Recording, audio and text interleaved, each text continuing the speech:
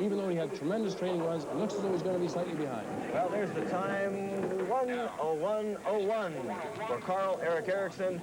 Certainly that hit on Zag cost him some time. As he rolls to a stop, we'll have a look at the standings in just a moment. After this slow-mo, here it is again, coming around Zig, up into Zag, and watch him hit the top. But when he hit the top, he just went... All right, this is the United States #2 sled, driven by 34-year-old Howard Seiler. Joe Tyler's aboard with him, Jeff Jast, and Dick Nally, the brakeman, is a weightlifter. He's from Indianapolis, Indiana. They have something to beat here in his first run. These Germans have smashed the 1-minute mark and set a new track record of 59:86. The Americans have changed sleds in the last day of practice. They brought out new sleds, and it's created quite a stir around here. That's USA 2 driven by Howard on the left. Long straightaway above the first curve there. Push time. 4:94. 4:94. Right. Good push. 4:94 start time for Howard Seiler in his #2 USA sled. It's interesting to note, Kurt, that this is the 4th trip down the mountain that they take on this particular sled. Why they changed sleds?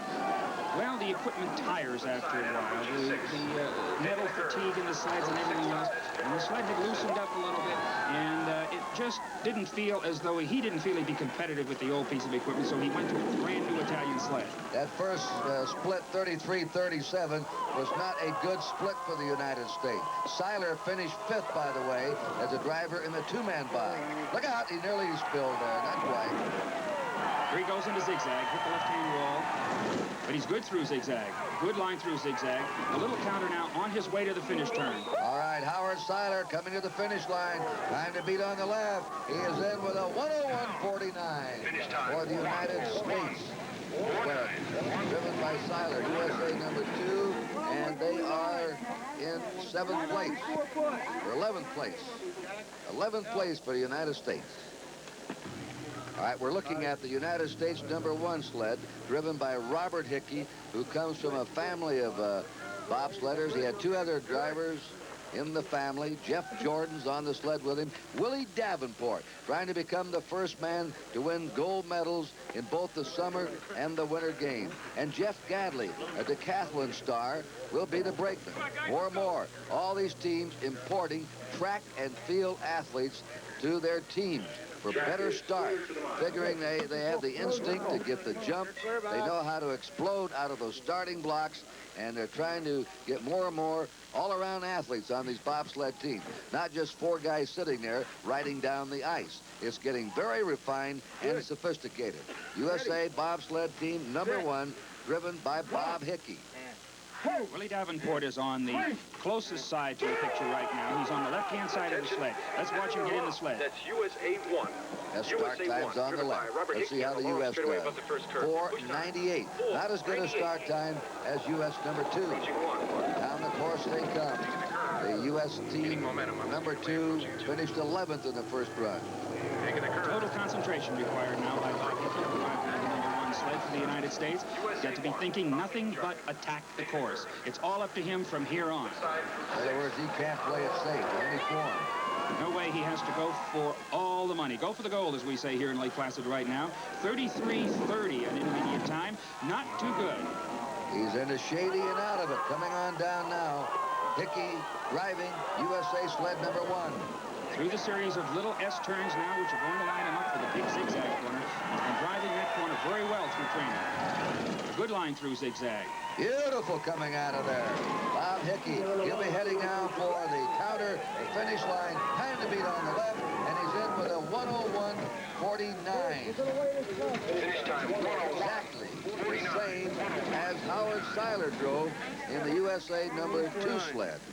And the Americans, who hoped for some big improvement in the 4-man competition after finishing 5th and 6th in the 2-man competition, right now in this first run are out of it. They're not up in the top 5 or 6 against especially the powerful Swiss and East Germans.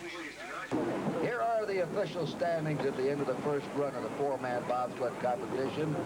A new track record, the first time any sled's ever gone under a minute here at Lake Placid. Niemer of East Germany in the lead, a time of 59.86 Incredible.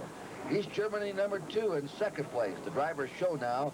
And in third place, the Swiss sled number 1 was Scherer, who won the 2-man and was favored for the 4-man. Tied for 12th, USA number 1, driven by Hickey, and Seiler's USA number 2. From Mount Van Hovenberg, Kurt Gowdy and Paul Lantley. Run. This is East Germany 2, driven by Horst Schonau. 30 years of age. He didn't make the team last year. He is back this year, though, Vic. They really boot that sled out of there. 750 pounds of metal, about another 750 pounds of men, 1,500 pounds of sled, 489 for 50 meters. That's good going when you consider that's a very, very small incline. But what he got on that start, he lost in that very first straight. He slipped off the end of that first curve. And this track is considered one of the most difficult in all of bobsledding. And an interesting fact here, in the history of this track, there have been 3 fatal accidents. The most recent in 1966, when former world champion Sergio Zardina was killed. He was unfortunately decapitated after a crash on zigzag. He's going around Shady Curve into the straight below the Little S. He's got a very good intermediate time. He has a chance to break the 1 minute that his teammate broke in the first heat, and he's right in contention, having been second in the first heat. Here's a zig, and here's the zag where Zardini got it. He had a very, very nice line through there, and there's the finish straight coming up, and here comes his finish time. There you see it, 1:101.35 for Horst Schonau of East Germany 2. Very good time for that East German sled, and they, of course, known as the powers in the world of bobsledding. Back at the top, another power. This is Swiss 2 from Hans Hildebrand, the driver, a world champion in the 2-man in 1978. And the rough. That's There's Swiss many, many sled 2. world champions on the track today, and so we've really got to run for the medals, and somebody's got to lose, and somebody's going to win. 496, that's almost a tenth behind Schono in the first 50 meters.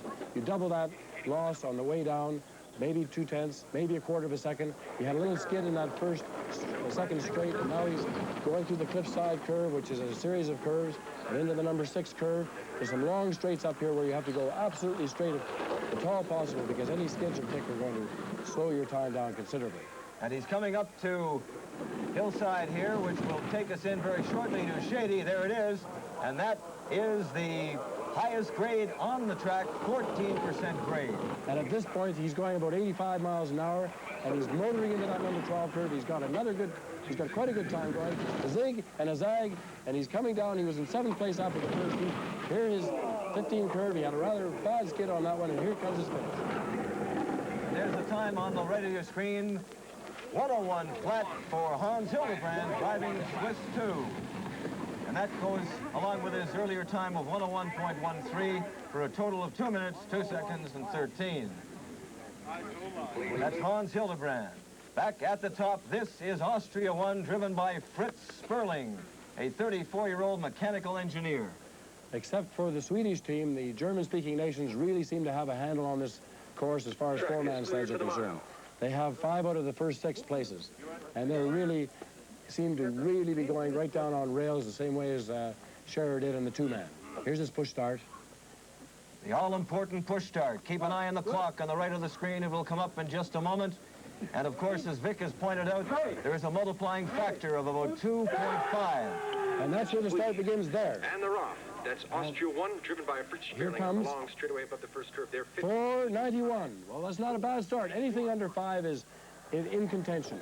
And that means that, therefore, the driver can take over and do quite a reasonable job of hanging right in there with the leaders. This sled's 4th after the first heat, and he seems to have a pretty good line up here. Into the cliffside curve. The first 2 curves are behind him, and those are the real sweat. And now he's into the number 6 curve. If he can do a good job in this straight, and the next straight, oh, he's got a bad skid there. That's not going to help him. Here comes his intermediate time. And a bad skid and hit out of that one. And he's got a high 32, so he's not doing too well at this point. And the Shady, he's wobbled on Shady a little bit.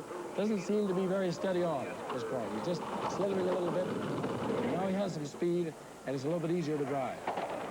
He's going into approaching zigzag. Zagging a good line through there. Yes, he's got the speed now, and that gives him more traction on the corners. But up above, he was slithering around a little bit, so I don't expect to have anything better than the 101 something. Well, there you see it. 1 minute, 77. This is CTV, Canada's Olympic Network. This week is Willie Davenport, a gold medal winner in 1968 in Mexico. He is now in US 2, and we asked him why. Number one, it all started by conversation on the Olympic Committee. I served on the Olympic Committee, and during conversation one day, one of the bobsledders says that he's always believed that track and field people can assist in the sport of bobsledding. And we talked and talked more, and he said, Willie, you're not that far out of shape. Why don't you give it a try? And hey, I'm here. And once you decided to give it a try, what was the big adjustment? What did you have to learn? I think the most important thing that I had to learn was basically two things. One was learn how to lift weights. A lot of people think that track people lift a lot of weights, but I never believed that the two mix. So I had to learn to lift quite a bit of weights to build my upper body up. The other thing is learn how to hold the bobsled and get into it, you know? Well, they talk about the great importance of the push, which is why they're getting athletes like yourself into the sport. Well, if we look at the Europeans right now, what are they? They're pushing very well off the